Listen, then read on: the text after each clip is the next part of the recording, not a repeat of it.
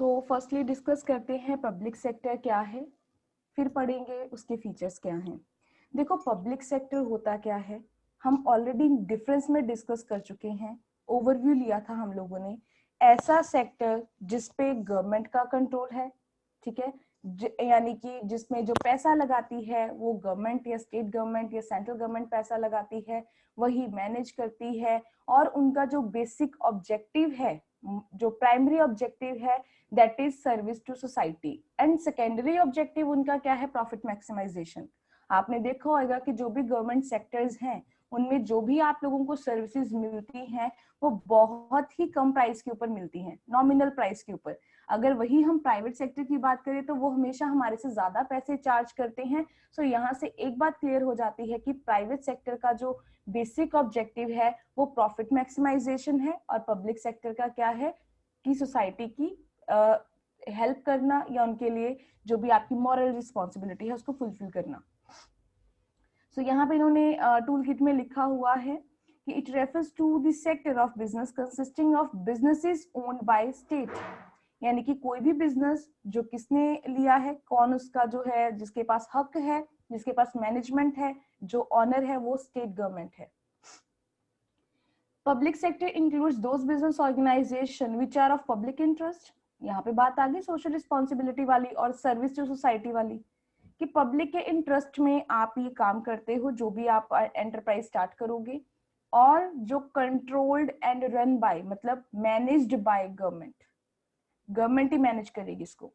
So government enterprises have achieved an important place in the economy of the country, ठीक है, काफी सालों से वो चल रही है, 19th सेंचुरी से, जो हम कह लें कि बाद में, क्योंकि मैं कहूँ कि 1991 के बाद प्राइवेट सेक्टर आए थे, उससे पहले अगर मैं बात करूं, इसलिए मैंने लिखा ना टिल 19th सेंचुरी, यानी कि 1991 से पहले क्या था कि बिल्कुल गवर्नमेंट का ही रोल था, हर सेक्टर गवर्नमेंट सेक्टर था, प्राइवेट सेक्टर का तो नाम ही कहीं नहीं था। बट उसके बाद जो था वो एलपीजी कंसेप्ट आया, एंड देन प्राइवेट ऑर्गेनाइजेशंस आई, पर उससे पहले कुछ भी ऐसा नहीं था। सो यहाँ पे इन्होंने लिखा है कि but the industrial development with the advent of 20th century brought into focus the disadvantages of business organisation in private sector. पर उसके बाद कहते हैं हमें बाद में रियलाइज हुआ कि जो प्राइवेट सेक्टर के हाथों में हमने बहुत सारी पावर दे दी, हमने प्राइवेट सेक्टर को, हमने मतलब काफी सेक्टर, काफी इंडस्ट्रीज, फैक्ट्रीज, कंपनीज, और जैसे हम बोल दें कि ट्रांसपोर्ट भी आधा पब्लिक को दे, प्राइवेट सेक्टर को दे दिया, कंपनीज भी प्राइवेट सेक्टर के हाथ में दे दी। हमने बाद में रियलाइज करा 20th सेंचुरी में कि हमें इसके काफी डिसएडवांटेज हुए हैं, ठीक है। पहले क्या था, सिर्फ गवर्नमेंट सेक्टर था, देन 1991 के बाद प्राइवेट सेक्टर आया, और बाद में 20th सेंचुरी में हमने ये रियलाइज करा कि हमें इसका लॉस हुआ है। सो दीज डिसएडवांटेजेस इंक्लूडेड, अब क्या क्या डिसएडवांटेज हुए थे, जो प्राइवेट सेक्टर वाले हैं वो अपने प्रॉफिट कमाने के लिए लोगों को एक्सप्लॉइट करते थे, मतलब अपना प्रॉफिट कमाने के लिए कंज्यूमर्स को अडल्ट्रेटेड गुड्स, मिलावटी चीजें, ज्यादा प्राइस चार्ज करना, डुप्लीकेट गुड्स बेचना, ठीक है। यहाँ पे जो भी उनकी मोनोपॉलिशिंग टेंडेंसी थी, कि हम ये कहें कि एक मोनोपोली समझते हो, एक ही पर्सन है, सिंगल सेलर है और बाकी सारे बायर्स हैं, तो इस तरीके से उन्होंने क्या करा है कि हमें बहुत नुकसान दिया है। सो इसकी वजह से कहते हैं कि अब जो है हम प्राइवेट सेक्टर को ज्यादा इंपॉर्टेंस देते हैं, क्योंकि वो हमेशा पब्लिक के लिए, कंज्यूमर्स के लिए, उनके हक में काम करते हैं। अब काफी गवर्नमेंट कंपनीज हैं जिनके शेयर्स लगे हैं, तो ये आप एक बार देख लेना कि कौन सी पब्लिक सेक्टर अंडरटेकिंग्स हैं जिनके शेयर्स लगे हुए हैं, ठीक है। सो ये कंपनीज हैं, तो ये एक बार देख लेना। सीधा स्टार्ट करते हैं with features of public enterprises. अब फीचर्स क्या है, सबसे पहले स्टेट ऑनरशिप, सेकेंड पॉइंट है स्टेट कंट्रोल। आई होप तुम लोगों को अब इतना तो डिफरेंस समझ में आता होगा दोनों में, कि स्टेट ऑनरशिप का मतलब क्या है और कंट्रोल का मतलब क्या है। When I am talking about ownership, it means I am talking about कि कौन उसका मालिक है, ठीक है, किसके हाथ में वो सब कुछ है, तो वो गवर्नमेंट के हाथ में है। So state control here means management. So ownership is different, management is different. So सबसे पहले स्टार्ट करते हैं विद ऑनरशिप। तो ऑनरशिप इन्होंने लिखा है either entirely with the central government, ठीक है, या फिर वो ज्वाइंटली हो सकती है। अब मैंने आपको ये पहले एक चीज बताई थी और मैंने बोला था मैं बाद में ये चीज समझाऊंगी आपको, ध्यान से सुनिएगा। देखो अगर हमेशा एक वर्ड आगे भी कहीं लिखा होगा 50%, सॉरी आई एम सॉरी, यहाँ पे मैंने गलत लिख दिया, 51%, ठीक है, और मोर, ये वर्ड आता है हमेशा। 51% और मोर क्यों कहते हैं? अगर तो मैं 50-50 कहूं, यानी कि 50% मेरे पास है राइट, 50% जो है प्राइवेट सेक्टर के पास राइट है, तो हम कैसे कह सकते हैं वो पब्लिक एंटरप्राइज है? ये तो पार्टनरशिप हो गई। ध्यान से अगर समझने वाली बात है कि हम दोनों को इक्वल राइट दिया गया है, 50% पब्लिक 50% प्राइवेट, तो वो ना तो पब्लिक एंटरप्राइज है ना वो प्राइवेट एंटरप्राइज है। इसीलिए वो क्या कहते हैं कि पब्लिक एंटरप्राइज के लिए आपके पास मेजोरिटी होना चाहिए शेयर, यानी कि 51। अगर एक भी ज्यादा हुआ इसका मतलब प्राइवेट सेक्टर के पास कितना राइट होएगा? 49%। कम हो गया ना प्राइवेट के पास, सो आपके पास सबसे ज्यादा होना चाहिए, ठीक है। इसलिए वो हमेशा यूज करते हैं एक वर्ड, या तो एंटायरली या फिर ज्वाइंटली, या फिर वो होता है कि मैक्सिमम पोर्शन आपके पास होना चाहिए। सो ये वर्ड बार बार आएगा और आप लोगों को ये 1 मार्क के लिए क्वेश्चन भी आ सकता है कि कितना शेयर होना चाहिए, 51% और मोर, ये राइट है या रॉन्ग है, मतलब ट्रू फॉल्स में भी आ सकता है किसी भी तरीके से। सो याद रखना, जिसके पास मेजोरिटी शेयर्स हैं 51% मतलब उसके हक में है वो, 51% प्राइवेट के पास है तो वो प्राइवेट एंटरप्राइज है, 51% पब्लिक के पास है तो वो पब्लिक एंटरप्राइज है। लास्ट सेकंड लाइन भी लिखी हुई है, अब ध्यान से देख लीजिएगा वहां पे, यहाँ पे समझ में आ गया। अब ऑनरशिप ऑफ गवर्नमेंट या तो सारी की सारी एंटायरली गवर्नमेंट के पास है, मतलब 100% गवर्नमेंट एंटरप्राइज, या फिर जो मेन है उसका मेजोरिटी पोर्शन है 51%, वो किसके पास होना चाहिए? गवर्नमेंट के पास होना चाहिए। तभी हम ये बोलेंगे कि उसकी जो ऑनरशिप है, उसका जो मालिक है वो एक गवर्नमेंट है, स्टेट गवर्नमेंट है। There can be partnership of private sector, वहां पे बात आ गई जब अभी मैंने आपको एग्जांपल में समझाई कि मैं पार्टनर जो बन सकती हूँ प्राइवेट सेक्टर के साथ, पर उसके लिए मेरे पास एटलीस्ट 51% शेयर कैपिटल होनी चाहिए। शेयर कैपिटल मैं लगाऊंगी, 51% पैसा मेरा है, इट मींस वो पब्लिक एंटरप्राइज है। अगर 49% मेरा हो जाएगा तो वो प्राइवेट एंटरप्राइज बन जाएगी। सो यहाँ तक तुम लोगों को बहुत समझ में आ गया होगा कि अब वो बार बार एक ही चीज के ऊपर क्यों बोल रहे हैं कि एंटायरली या जॉइंटली भी अगर ले रहे हो तो आपके पास कितना होना चाहिए? 51% शेयर। किसके पास होना चाहिए? Government must have 51% share. अगर प्राइवेट के पास 51% शेयर होएगा देन वो प्राइवेट एंटरप्राइज होएगी। समझ में आ गई इतनी बात? क्योंकि अगर 50-50 हो जाएगा तो वो तो पार्टनरशिप हो जाएगी, ना वो गवर्नमेंट है ना वो प्राइवेट है। तो इसलिए गवर्नमेंट के लिए इतना होना जरूरी है, या तो एंटायरली या फिर मैक्सिमम पोर्शन आपके पास होना चाहिए। It is important to make it clear that the state here means not the state government but the government which include all the governments। ठीक है, तो वही चीज है, सिर्फ स्टेट गवर्नमेंट बीच में मत लेना, ये सोचना कि सेंट्रल गवर्नमेंट बीच में नहीं आती, जितनी भी गवर्नमेंट्स उस टाइम पे है वो सारी बीच में इंक्लूड कर रही हैं। नेक्स्ट वन आता है स्टेट कंट्रोल। स्टेट ऑनरशिप समझ में आ गई आपको? स्टेट ऑनरशिप का क्या मतलब था कि ऑनर कौन होएगा? गवर्नमेंट उसका ऑनर है, जिसके पास या तो सारे शेयर्स या फिर 51 मेजोरिटी शेयर उसके पास हैं। स्टेट कंट्रोल यानी कि मैनेज कौन करेगा? पब्लिक एंटरप्राइजेस को। अब मैनेजमेंट किसके हाथ में है? गवर्नमेंट के हाथ में है। Some of the enterprises are established by government under its departments. ठीक है, अपने डिपार्टमेंट्स के अंदर वो बनाते हैं। फॉर एग्जाम्पल हमने ये पढ़ा था, पोस्ट एंड टेलीग्राफ सर्विसेज जो है हमारी are handed over to the post and telegraph department. ठीक है, अब उसको रन कौन करता है? Ministry of communication. Similarly, some enterprises have been left to the care of some independent boards like यहाँ पे लिखा है उन्होंने, पता नहीं कौन सा भाखड़ा नगर जो भी कंट्रोल बोर्ड की बात करी हुई है इन्होंने। ठीक है, सो हीराकुंड कंट्रोल बोर्ड की बात करी है, बट फाइनल कंट्रोल किसके पास रहता है? गवर्नमेंट के पास। अब ध्यान से सुनिएगा, ऑनरशिप गवर्नमेंट के पास है, वो तो हमें पता ही है। अब जो मैनेज करेगा, मैनेज करने का मतलब क्या है? जो रूल्स एंड रेगुलेशंस बनाने हैं, जो प्रोविजंस डिसाइड करनी है कि काम कैसे किया जाएगा कैसे नहीं किया जाएगा, वो कौन कर रहा है? यहाँ पे गवर्नमेंट कर रहा है। जैसे टेलीग्राफ सर्विसेज की उन्होंने बात करी है, मिनिस्ट्री ऑफ कम्युनिकेशन, ये कोई प्राइवेट कंपनी नहीं है, मैं कंपनी की बात नहीं, मैं मिनिस्ट्री की बात कर रही हूँ। ठीक है, सो यहाँ पे मिनिस्ट्री जो है गवर्नमेंट के पास है, तो यहाँ पे इसको रन भी कौन कर रहा है? गवर्नमेंट रन कर रही है। उसके बाद इन्होंने कुछ बात करे हैं, जैसे इंडिपेंडेंट बोर्ड्स हैं जो, मतलब बेसिकली वो गवर्नमेंट के हैं, बट जो उनका कंट्रोल दिया गया है वो प्राइवेट हैंड्स में दिया गया है, बट जो रन किया जाता है, जो मैनेज किया जाता है, जैसे काम करवाया जाता है, लास्ट में लिखा है but the final control rest with the government.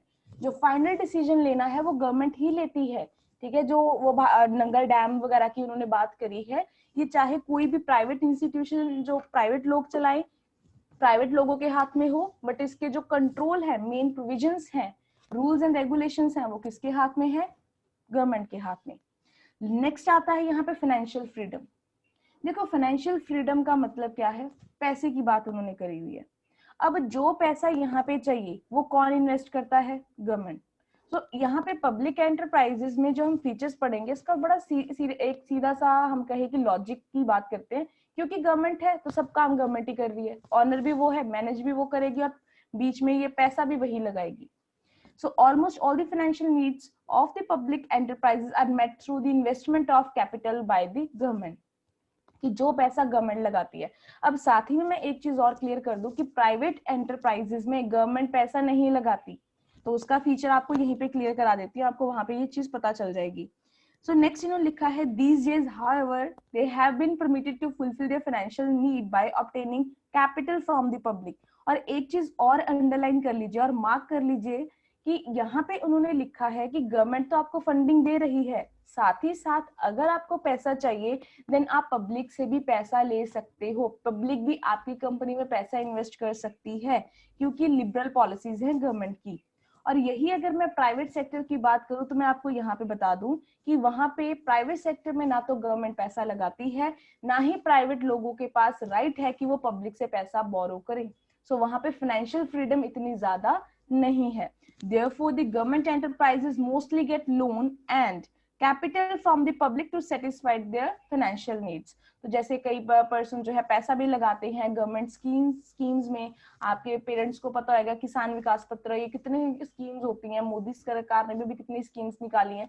So somehow वो आपसे पैसा ले रही है और आप इन्वेस्ट कर रहे हो, सो आपका पैसा वो अपनी जरूरतों को फुलफिल करने के लिए, अपनी नीड्स को फुलफिल करने के लिए कर सकते हैं। मेन इंपॉर्टेंट हमारा पॉइंट कि इनका मोटिव क्या है। फर्स्ट जो मीनिंग का फर्स्ट लाइन थी या सेकंड लाइन थी, उनमें एक चीज उन्होंने क्लियर करी थी कि जो भी आप लोगों की ये एंटरप्राइज है, ठीक है, पब्लिक एंटरप्राइज है, उसका काम क्या है? सर्विस टू सोसाइटी, पब्लिक के लिए काम करना, उनको सेटिस्फाई करना। सो चीफ पर्पस जो है, मेन पर्पस है जो गवर्नमेंट एंटरप्राइजेस को एस्टेब्लिश करने का, वो है सर्विस करना, सर्व करना सोसाइटी को। उनको जो भी प्रोडक्ट्स प्रोवाइड करने हैं, जो सर्विसेज प्रोवाइड करनी है, बहुत ही रिजनेबल और चीप प्राइसेस के ऊपर करनी है, सो दैट सारे लोग जो है उन सर्विसेज को अफोर्ड कर सकें। अब आगे लिखा है a private enterprise is established only when there is some possibility और hope of profit, but a government enterprise is established for the service of society.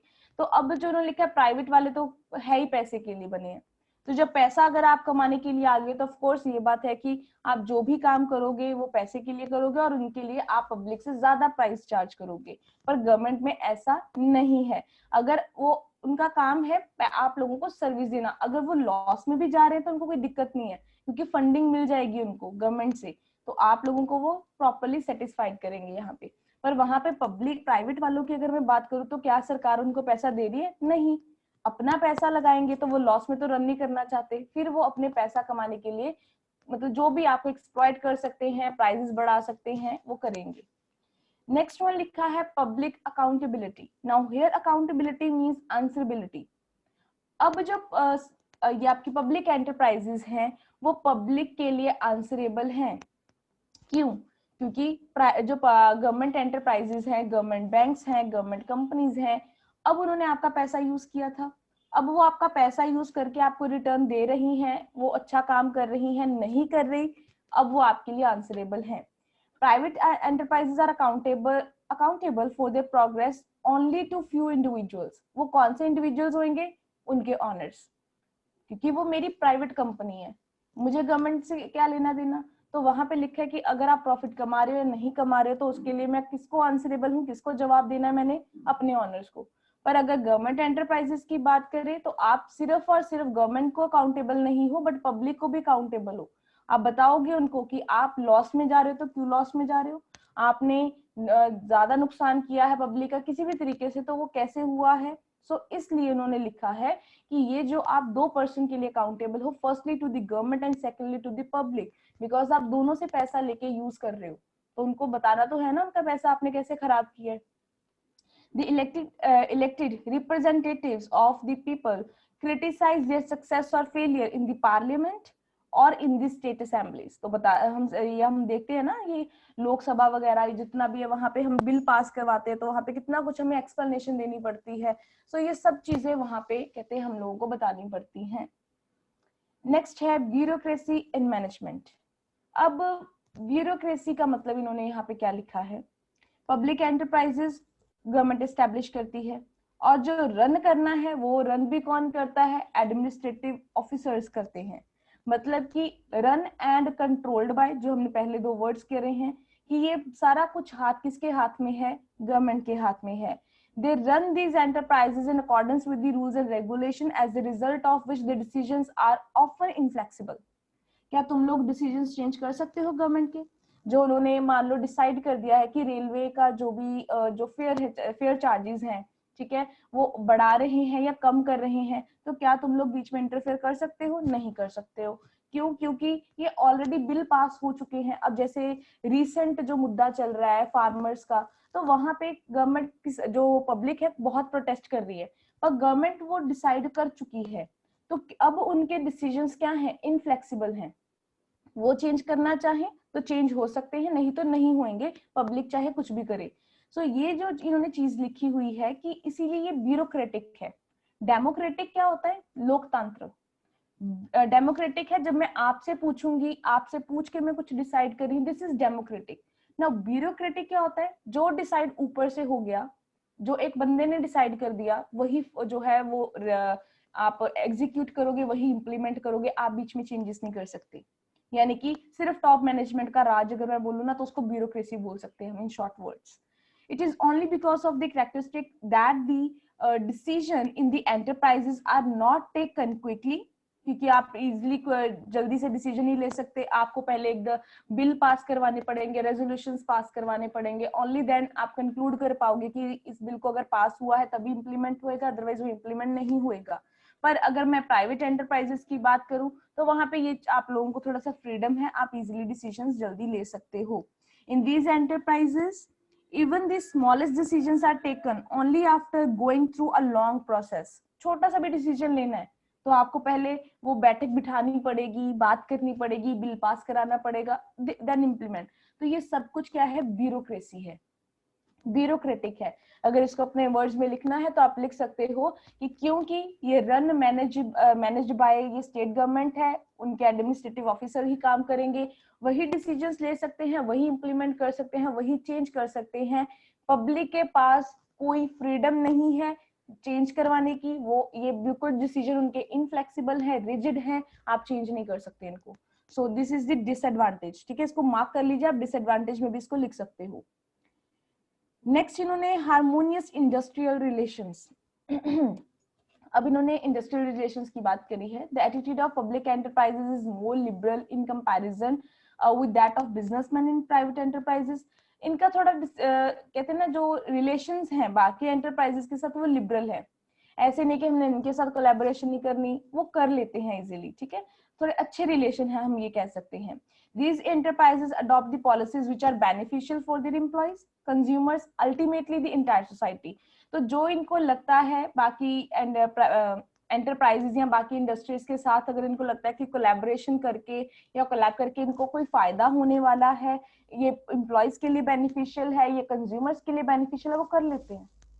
अब जो अगर देखा जाए, ये जो किसान वाला उन्होंने किया है, उन्होंने यही तो करा है, वो सारे का सारा प्राइवेट हैंड्स में देने वाले हैं। तो अगर उनको लगता है कि ये इनके लिए बेनिफिशियल है, चाहे किसानों को लगता है वो बेनिफिशियल नहीं है, ऑफ कोर्स वो बेनिफिशियल नहीं है, ठीक है, बट क्योंकि वो गवर्नमेंट को लगता है तो वो क्या कर रहे हैं, उसको इम्प्लीमेंट कर रहे हैं।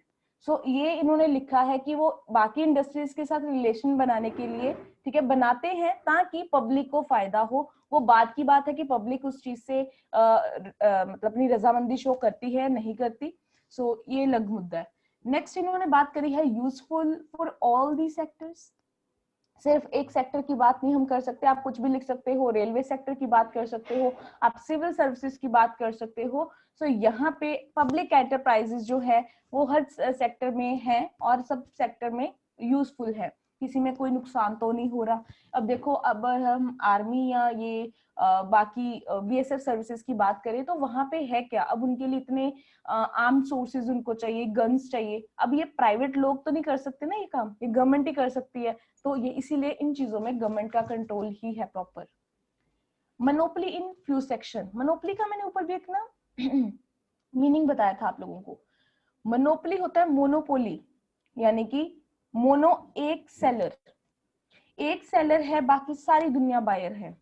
वो कौन सा सेक्टर है, सबसे मेन सेक्टर यहाँ पे रेलवे लिखा हुआ है, रेलवे है भी, और इन्होंने टेलीग्राफ सर्विसेज भी लिखा है, बट रेलवे इज मेन। तो आप इसका लिखो क्योंकि ये सब बच्चों को पता होता है। क्या आपने कभी प्राइवेट ट्रेनों के बारे में सुना है? नहीं सुना। यानी कि एक ही सेलर है, वो सर्विसेज देने वाला एक ही बंदा है, और वो कौन है? गवर्नमेंट है। सो मोनोपोली इन फ्यू सेक्टर्स, कुछ सेक्टर्स ऐसे हैं जो एंटायरली पब्लिक के हाथ में है, वो प्राइवेट के हैंड्स में नहीं है। अब जो डिसीजंस लेने हैं उसके रिगार्डिंग वो कौन लेता है? वो सिर्फ और सिर्फ गवर्नमेंट ही लेती है, वही इंप्लीमेंट करती है। और आगे इन्होंने लिखा हुआ है इन 2001 3 इंडस्ट्रीज, प्लीज इसको ना स्टार मार्क कर लीजिए, वेरी इंपॉर्टेंट टॉपिक, जर्नल भी मतलब वाइवा के लिए भी और अदरवाइज भी। कौन सी 3 इंडस्ट्रीज ऐसी हैं जो एक्सक्लूसिवली पब्लिक सेक्टर्स में हैं? एटॉमिक एनर्जी, जो बॉम्ब वगैरह बनाते हो तुम लोग, आर्म्स, जो मैंने अभी आर्मी वगैरह की बात करी है, and then last one is railway transport. These 3 sectors are entirely with government sector, ठीक है, public sorry entirely with the hands of public, public sector या गवर्नमेंट आप बोल सकते हो। तो ये सिर्फ इनके हैंड्स में है, तो ये बहुत इंपॉर्टेंट है, ये आपको 1 मार्क के लिए क्वेश्चन आ सकता है, या जर्नल वाइवा में तो पक्का ही पूछ सकते हैं आप लोगों से।